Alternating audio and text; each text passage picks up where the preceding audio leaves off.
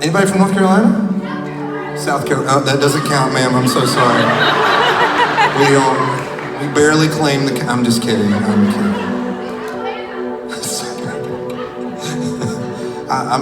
We're close to. Well, I'm close to South Carolina. So, all right. Sorry. Well, I was just gonna have a conversation with you and forget everybody else here. Favorite part about the Carolinas? Go. All right. I'm kidding. All right. Where were we? I'm from North Carolina, but I live in California now, and every night it's like, I live in California, crickets. I know, I get it. No, I get it.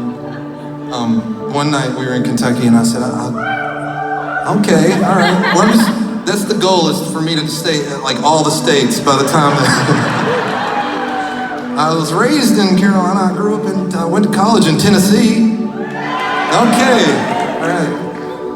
Had a friend, she's from Chicago actually, so okay, there we go. Hey, our tour manager, Scott, is from Chicago, so.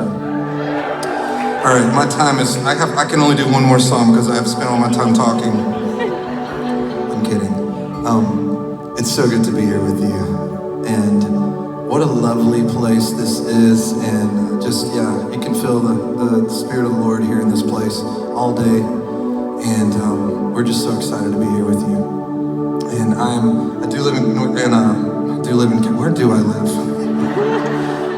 I'm so confused. Like, North Carolina. I don't anymore, sir. I thought we went over that.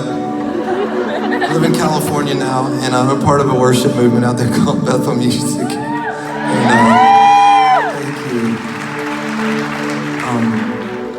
And I just, love worship, love writing songs and leading worship and helping people encounter the Lord. And I want to do a song called Abraham that I wrote when I was reading about Abraham in the Bible, and just reading about how his story, I think almost like one of those stories you hear growing up as a kid, and then you revisit it, the Old Testament, as you get older, and you're like, oh yeah, I forgot, like, this man went through a lot, and he's the father of our faith, and he was given these promises from the Lord, and to be the father of many nations, and yet, through most of his life, he wasn't even a father, he didn't even have children. He tried in his own ways to make things happen, as we do sometimes when we hear from the Lord. But maybe our current situation doesn't look at all like what he's promised us. It's so easy to get discouraged. And just reading about him and how he kept reminding the Lord of his promise. Like, you said this about me. Remember you said this. And even he would just go back and listen to what was the last thing I heard from the Lord. Okay, I'm just gonna keep doing this until I hear something else. And such a beautiful story, such a beautiful example of how to walk in that hope, that even though we don't see maybe the promises, it's hard to see them for like the mountain or the circumstance that might stand in our way.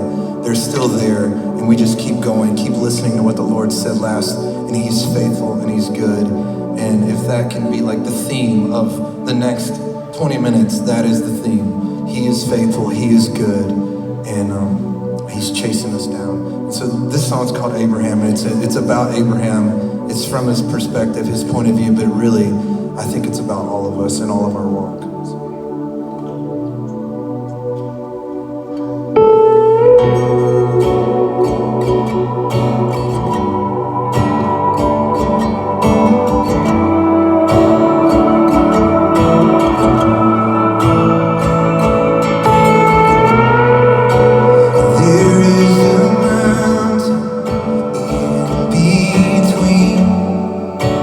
What you have said, what